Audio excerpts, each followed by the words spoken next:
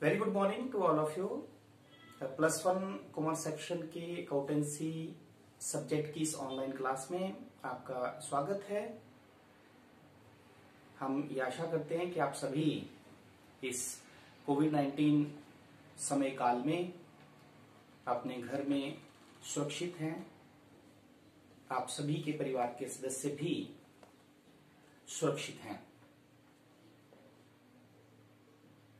आज के इस वीडियो में हम डिस्कस करेंगे कि कॉमर्स विषय में हम कौन कौन से सब्जेक्ट्स लेते हैं, कॉमर्स विषय में कौन कौन सी बुक्स हम पढ़ते हैं और अकाउंटेंसी के लिए कौन कौन सी बुक्स हम फॉलो करेंगे और अकाउंटेंसी प्लस वन का जो सिलेबस है वो क्या है और हर चैप्टर से, हर यूनिट से डिस्ट्रीब्यूशन ऑफ मार्क्स जो है वो किस तरह से किया गया है। पिछले वीडियो में हमने आपको बताया था कि किस तरह से बच्चे जो हैं वो कॉमर्स फील्ड में जो है वो अपना करियर बना सकते हैं। डिफरेंट फील्ड्स कल हमने आपको बताई थी। तो आज हम कॉमर्स विषय में लिए जाने वाले जो सब्जेक्ट्स हैं उनके बारे में आपको बताएंगे। तो सबसे पहले हम आपको बताते हैं कि जब आपने प्लस वन में कॉमर्स विषय लिया है तो इसमें आप 5 सब्जेक्ट्स जो हैं वो पढ़ेंगे। सबसे पहला सब्जेक्ट जो है वो दैट इज इंग्लिश। ये तो कंपलसरी है सभी के लिए। नाउ जो 3 मुख्य सब्जेक्ट जो हैं जो कॉमर्स स्ट्रीम के अंतर्गत आप पढ़ेंगे, दैट फर्स्ट इज अकाउंटेंसी, जिसे हम हिंदी में लेखा शास्त्र कहते हैं। नंबर 2 बिजनेस स्टडी, जिसे आप व्यवसायिक अध्ययन कहते हैं। The third one is economics, जिसे हिंदी में अर्थशास्त्र कहते हैं। ये जो 3 मुख्य सब्जेक्ट जो हैं ये कॉमर्स विषय के हैं।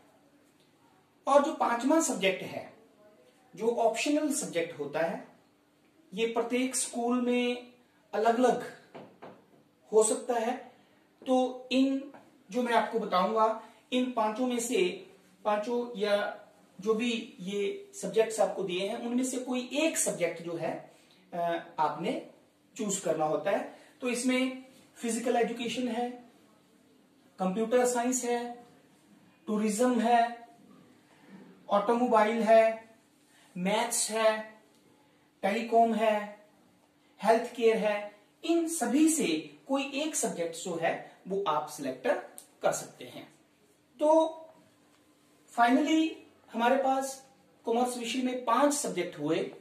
The first one is English, the second one is accountancy, the third one is business study, then the fourth one is economics and fifth one is इन 5 में से कोई भी एक आप चूज कर सकते हैं। अब कॉमर्स में 5 सब्जेक्ट्स लेने के बाद हमारे पास नेक्स्ट कंसेप्ट आता है कि हम इसमें कौन कौन सी बुक्स जो हैं वो रीड करते हैं। द फर्स्ट थिंग जो बहुत ही इंपॉर्टेंट है वो ये है कि हम कॉमर्स विषय में जो भी आप सब्जेक्ट्स लेंगे उन सभी में एनसीईआरटी की बुक्स को फॉलो करते हैं। एनसीईआरटी की बुक्स को फॉलो करते हैं और आप अपनी कन्वीनियंस के अकॉर्डिंगली जो है डिफरेंट रेफरेंस बुक्स भी होती हैं। जैसे मैं कुछ 1-2 बुक्स का आपको रेफरेंस देता हूं जिनमें से कोई भी अगर आपके पास है तो इट्स बेटर, लेकिन एनसीईआरटी की बुक तो आपके पास होनी ही चाहिए क्योंकि हम एनसीईआरटी बुक्स ही फॉलो करते हैं। अब रेफरेंस बुक में जैसे कि ओपी गुप्ता की बुक है जिसे आप दिनेश पब्लिकेशन के रूप में ले सकते हैं। देन डॉक्टर आर के मित्तल द्वारा लिखी गई बुक है अकाउंटेंसी की, बीके पब्लिकेशन जो है तो इनमें से कोई भी आप अपनी सहूलत से लेना चाहें तो ले सकते हैं, नहीं लेना चाहते हैं तो ना लें, लेकिन एनसीईआरटी की बुक आपके पास होनी ही चाहिए, क्योंकि हम एनसीईआरटी बुक्स को ही फॉलो करेंगे। थर्ड इज, अब हमारे पास आता है कि जो अकाउंटेंसी की बुक है उसमें सिलेबस हमारा पूरे वर्ष हमारा क्या सिलेबस रहेगा, हम क्या डिस्कस करेंगे, किस तरह से हम डिस्कस करेंगे। तो मैं आपको बताना चाहूंगा कि हम जो अकाउंटेंसी सब्जेक्ट में सिलेबस पढ़ेंगे that is given by Himachal Pradesh Shiksha board द्वारा जो है वो दिया गया है सिलेबस। ये आपकी बुक्स के फ्रंट पेज पे भी होगा, मैं भी आपको यहां पे डिटेल में बताऊंगा। तो Himachal Pradesh board of school education द्वारा जो है जो सिलेबस हमें दिया गया है उसे ही हम फॉलो करते हैं। हमारे पास +1 अकाउंटेंसी में एक ही बुक है, लेकिन उस बुक के अंदर 2 पार्ट किए गए हैं। द फर्स्ट पार्ट है अकाउंटिंग पार्ट 1 लेखा शास्त्र भाग 1 और नंबर 2 है लेखा शास्त्र भाग 2 अकाउंटिंग पार्ट 2। तो आज मैं आपको जो है वो अकाउंटिंग पार्ट 1 का जो है वो पूरा सिलेबस जो है मैं आपको बताऊंगा, और जब हम पार्ट 2 स्टार्ट करेंगे तब मैं उसका आपको सिलेबस बताऊंगा। जो आपका अकाउंटेंसी सब्जेक्ट का पेपर है वो 85 मार्क्स का पेपर होगा। कितने मार्क्स का पेपर है वो? 85 मार्क्स का।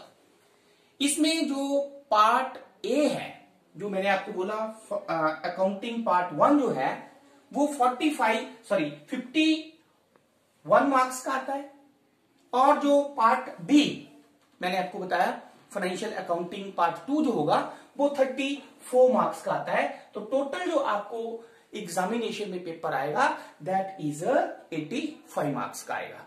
और सेकेंडली 15 मार्क्स का जो है वो आपको INA होता है, इंटरनल असेसमेंट होता है, जिसमें पूरे वर्ष आपके यूनिट टेस्ट, प्री बोर्ड, आपका अटेंडेंस, आपकी परफॉर्मेंस, एग्जाम्स में परफॉर्मेंस, आपका सोशल बिहेवियर, ये सारी चीजें जो है वो ध्यान में रखी जाती हैं, और इन्हीं के जो है वो 15 मार्क्स जो है वो आपको दिए जाते हैं। तो इस तरह से आपका टोटल 100 मार्क्स का पेपर बनता है। अब फाइनेंशियल अकाउंटिंग पार्ट 1 जो है, जो कि मैंने आपको बताया 51 मार्क्स का आपको आता है, इसमें हमारे पास जो है वो टोटल 6 यूनिट है, 6 यूनिट्स हैं।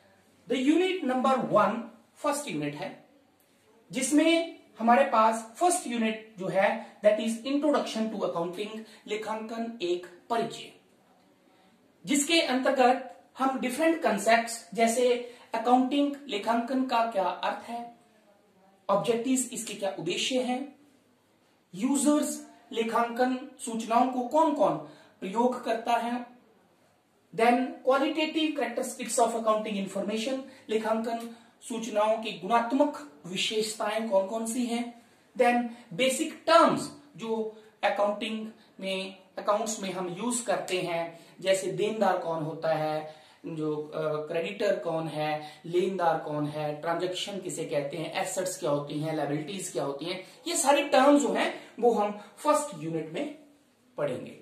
और इंपॉर्टेंट बात ये है कि ये जो फर्स्ट यूनिट है आपके पास, इसमें से एग्जामिनेशन में आपके पास 7 मार्क्स के क्वेश्चंस आते हैं। Then the second is unit 2। Unit 2 जो है that is theory base of accounting. अब इस यूनिट में हम डिफरेंट कंसेप्ट्स जैसे अकाउंटिंग प्रिंसिपल्स, लेखांकन सिद्धांतों का अर्थ, महत्व, विशेषताएं, अकाउंटिंग कंसेप्ट्स, लेखांकन अवधारणाओं का अर्थ क्या है, कौन कौन सी लेखांकन अवधारणाएं होती हैं, अकाउंटिंग स्टैंडर्ड, लेखांकन प्रमाप से क्या अभिप्राय है, इसके क्या उद्देश्य हैं, कौन कौन से लेखांकन प्रमाप होते हैं, देन अकाउंटिंग सिस्टम्स, लेखांकन प्रणाली, कौन कौन सी लेखांकन प्रणालियां हैं, जैसे एक सिंगल एंट्री सिस्टम है, डबल एंट्री सिस्टम है, देन बेसिस ऑफ अकाउंटिंग, लेखांकन में जब हम सूचनाओं को या लेन देनों को लिखते हैं तो हम किन किन आधारों पर उनको लिखते हैं।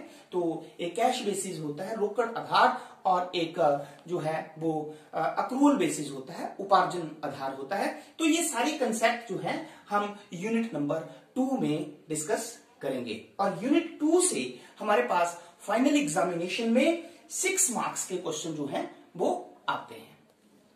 Then the third unit is recording of business transactions. हम व्यावसायिक लेन देनों को लेखा पुस्तकों में कैसे लिखते हैं, इस यूनिट में हम ये डिस्कस करेंगे, जिसके अंतर्गत नंबर 1 पे वोचर सिस्टम, वोचर प्रमाणक, जैसे कोई भी हम लेन देन करते हैं उसका जो प्रूफ होता है उसे हम वोचर कहते हैं। हम कोई भी वस्तु खरीदते हैं किसी भी दुकानदार से, तो वो जो पर्ची देता है, जो बिल देता है, उसे हम वोचर कहते हैं। तो वोचर क्या होता है, ये कैसे बनाए जाते हैं, rules of debit and credit, debit और क्रेडिट करने के क्या रूल्स हैं, जर्नल रोजनामचा किसे कहते हैं, खाता बही क्या होती है, कैश बुक रोकड़ बही क्या होती है, डिफरेंट सब्सिडरी बुक्स क्या होती हैं, सहायक बहियां क्या होती हैं, कौन कौन सी सहायक बहियां होती हैं, उनको कैसे बनाते हैं। Then bank reconciliation statement, bank समाधान विवरण जो है वो क्या होता है, कैसे बनाया जाता है, ये सभी कंसेप्ट जो है वो हम यूनिट नंबर 3 में डिस्कस करेंगे। और ये यूनिट 3 जो है वो आपके पास फाइनल एग्जामिनेशन में 13 मार्क्स के क्वेश्चन जो है वो इसमें से पेपर में आपको आते हैं। देन हमारे पास unit number 4, trial balance and rectification of errors, तलपट और अशुद्धियों का सुधार, जिसके अंतर्गत तलपट क्या होता है, उसके कौन कौन से मेथड्स हैं, एरर्स त्रुटियां कितनी तरह की होती हैं जो लेखा पुस्तकों को करते समय हम कर देते हैं, और उनको जो है वो सुधार, रेक्टिफिकेशन ऑफ एरर्स हम कैसे करते हैं, ये कंसेप्ट जो है हम डिस्कस करेंगे। और इस कंसेप्ट में से फाइनल एग्जामिनेशन में हमारे पास 6 मार्क्स के क्वेश्चन जो है वो आते हैं। Then unit number 5, depreciation provisions and reserves, ह्रास, संचय एवं प्रावधान। तो इस यूनिट के अंतर्गत जो है वो हमारे पास मीनिंग, ह्रास का अर्थ, ह्रास के methods of depreciation, meanings of provisions, आयोजनों का अर्थ, उनके प्रकार, रिजर्व्स का अर्थ, उनके प्रकार और आयोजन, और संचय में क्या अंतर है, ये कंसेप्ट हम डिस्कस करते हैं। और इस यूनिट नंबर 5 में से हमारे पास जो है वो 11 मार्क्स के क्वेश्चन जो है वो पूछे जाते हैं। Then unit number 6, the last unit, जो लेखांकन भाग ए, अकाउंटिंग पार्ट 1 में है, that is accounting for bills of exchange transactions. तो इस यूनिट्स के अंतर्गत विनिमय विपत्र बिल को हम लेखा पुस्तकों में कैसे लिखते हैं, meaning of bills of exchange, विनिमय विपत्र का क्या अर्थ होता है, उसमें कौन कौन सी पार्टीज होती हैं, सेकेंडली मीनिंग ऑफ प्रमोजरी नोट क्या होता है, देन उसमें कौन कौन सी पार्टीज होती हैं, और प्रमोजरी नोट और बिल्स ऑफ एक्सचेंज में क्या अंतर होता है। देन इंपॉर्टेंट टर्म्स इसमें क्या होता है, टर्म ऑफ बिल क्या है, पीरियड ऑफ बिल क्या है, मैच्योरिटी डेट क्या है, ये सारे कंसेप्ट इसमें हम डिस्कस करेंगे। और लास्ट में अकाउंटिंग ट्रीटमेंट, विनिमय विपत्र को हम लेखा पुस्तकों में कैसे लिखते हैं, ये सभी कंसेप्ट हम यूनिट नंबर 6 में डिस्कस करेंगे। और ये यूनिट नंबर 6 जो है वो एग्जाम में जो है वो 8 मार्क्स के क्वेश्चन जो है वो इसमें से पूछे जाते हैं। तो इस तरह से आज की इस वीडियो में हमने आपको +1 के अकाउंट्स सब्जेक्ट के जो है वो पार्ट ए जो है, बुक ए की है, उसके 2 पार्ट किए गए हैं, सिलेबस को जो है वो 2 पार्ट्स में बांटा गया है। तो जो पार्ट ए है अकाउंटिंग पार्ट 1 जो है, जो कि आपको 51 मार्क्स का पेपर में आता है, उसके बारे में मैंने आपको बताया, डिटेल्स आपको मार्क्स की बताई। तो आई होप कि ये सभी कंसेप्ट जो है वो आप नोट भी करेंगे और आपको ये कंसेप्ट जो है वो समझ में भी आगे होंगे। Thank you very much.